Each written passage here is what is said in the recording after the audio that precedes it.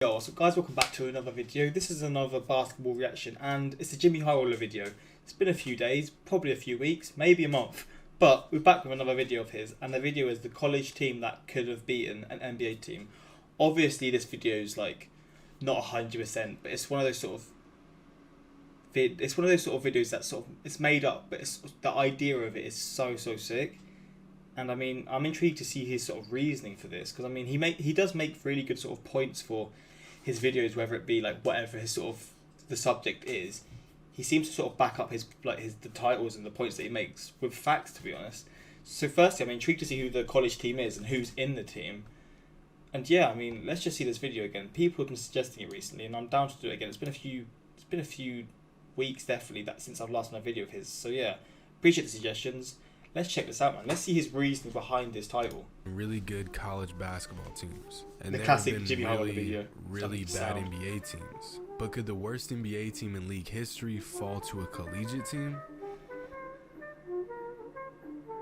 What's up everybody, it's Jimmy, and before we get into today's video, shout out to Pre. Thanks for all the support, fam, you know I appreciate it. So back in 2014, SB Nation wrote a story on the idea that most people thought Kentucky could beat the 76ers. No, really. SB Nation took a poll, and most states, including Pennsylvania, thought the Wildcats could take down the 76ers. Even some NBA players said Kentucky would probably win the matchup. It's a crazy thought, and it goes against everything you know, but let's be honest. That 76ers team wasn't that bad. Although they only won 18 games, they played way below their talent level that season. They had guys like Michael Carter-Williams, Tony Wroten, Nerlens Noel, and a veteran Jason Richardson. They were bad, but not bad enough. Also, SB Nation doesn't have the hindsight we have. We have the advantage of knowing how good these college players have become in the NBA. Because looking back, that 2014 Kentucky team might be the best college team ever assembled. Now before you say, Jimmy, they didn't even win the tournament that year, how could they beat an NBA team if they weren't even the best collegiate team? See, the thing about March Madness is the best team doesn't always win. The most NBA ready team doesn't always win. For example, when is March Madness happening now? I'm guessing obviously it's now been past March and it couldn't happen.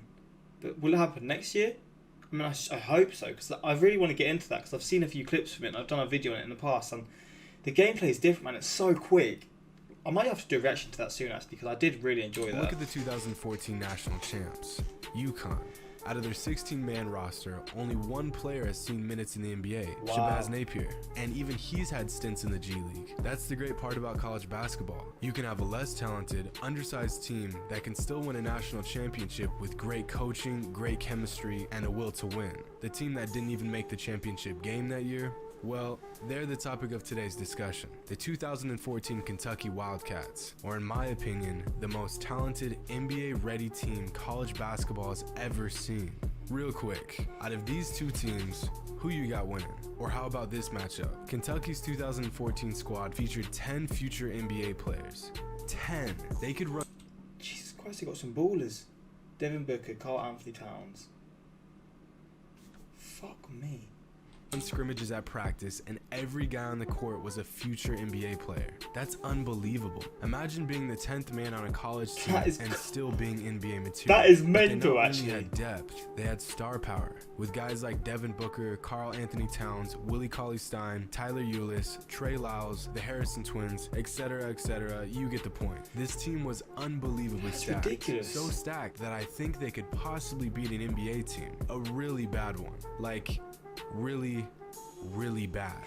Worse than that. There we go. The 2012 Charlotte Bobcats, a team so bad that only 4 players from that roster are still in the NBA, and all 16 players have a combined 1 All-Star appearance. A team that won a whopping 7 games the entire season. My God. Now, the first and most valid argument when it comes to what-if scenarios like this is the obvious one. Every player in the NBA was a great college player. Every single NBA player, regardless of how bad they may seem, was that dude in college. So even as bad as as this Bobcats roster was, every player on this team had an NBA level talent. So let's take a look at that roster. DJ White spent 6 of his 9 years as a pro in the G League. Tyrese Thomas, a decent player who averaged 7 points per game over his 8-year career. Eduardo Najera, a 12-year vet who never averaged over 6 and 5. Byron Mullins had potential but ended up playing for 5 teams in his 5-year career, then failed to make a roster at just 24 years old. Jamario Moon had crazy bounce but was a subpar player who played for 6 teams in 5 years, then failed to make a roster. Corey Maggette, awesome player, easily the most accomplished player on this team. Corey Higgins, an undrafted player who played a total of 44 NBA games. Gerald Henderson, solid player, one of 4 from this team still in the NBA. I'm not going to try to pronounce this, but a 12-year vet who averaged just 2 and 3 during his 4-year stretch with the Bobcats. Boris Diaw, another solid player, but only played half the season in Charlotte. Matt Carroll had a decent season or 2, but was far past his prime by the time he ended up with the Bobcats. Averaged 2, 1, and 1 in 2012. Derek Brown lasted just 3 years in the NBA. Bismack Biyombo, decent player, but was just a rookie at the time. DJ Augustine, solid player, but missed half the season due to injury. Reggie Williams, another player still in the league, but again, missed most of the season due to injury. And last but not least, Kemba Walker, the only glimpse of hope that came from this forsaken roster. Also, the only player from this roster to get an All-Star appearance. On a very good night, if they could avoid injuries, this was their starting 5. 1 All-Star appearance and an average PER of 13. Now let's take a look at Kentucky's starting 5. Tyler Ulis, despite his size, is an average NBA point guard in just his first year in the league. Devin Booker, already one of the most lethal scorers in the NBA at just 20 years old. Andrew Harrison, nothing special about Harrison, solid player. Karl Anthony Towns, all rookie first team, averaged 25 and 12 in just his second year in the league. Willie Cauley-Stein, all rookie second team, solid NBA player with a ton of potential. Average PER of 16 in just their first or second year in the league. And they're also so young. These two teams side by side, you start to see how this Kentucky team might actually be better than an NBA team. When you look at their bench players, it's still pretty even. That is before you consider Kentucky's average bench player was 6'9" in 2014.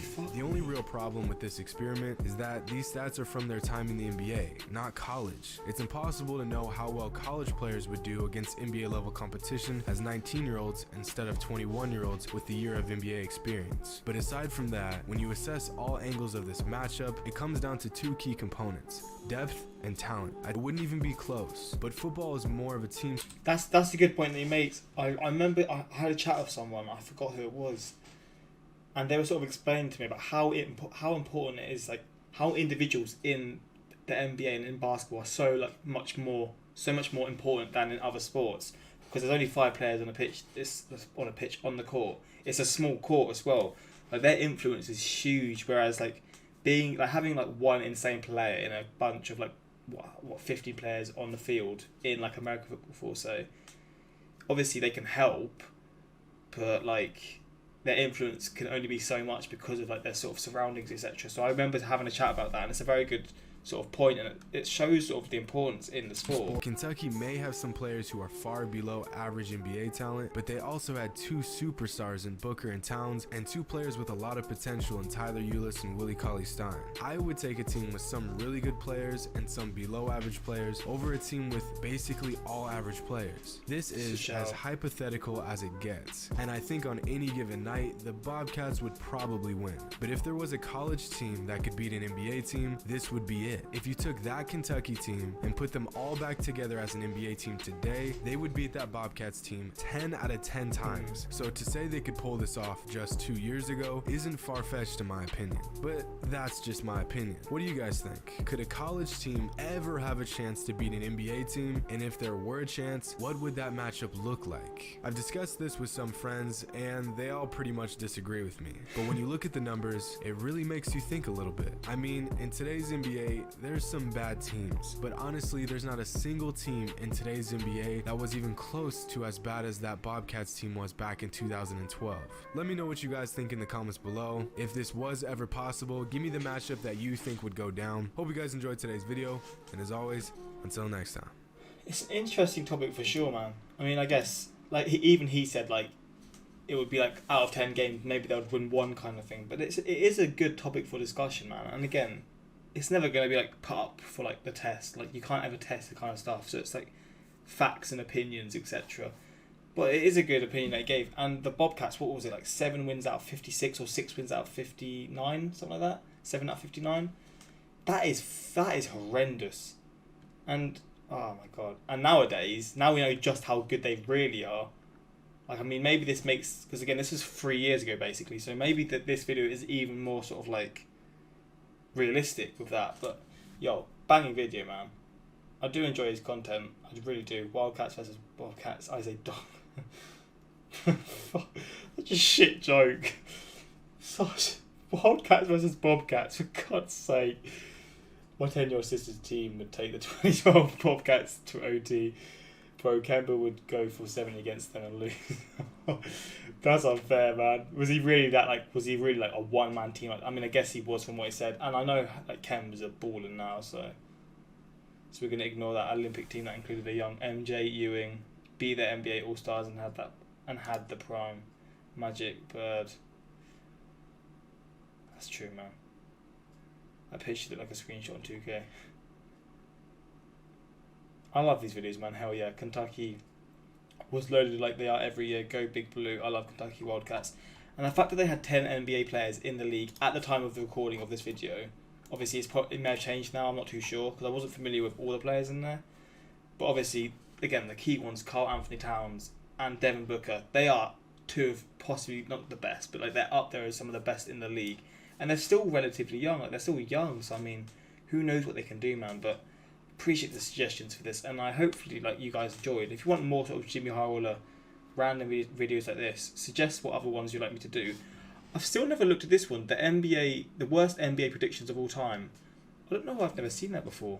There's still so many videos of his I've never seen, man. So if you want them, let me know in the comments, and I'll be sure to do some in the future. But hopefully you guys enjoyed. Until next time, like, subscribe, peace.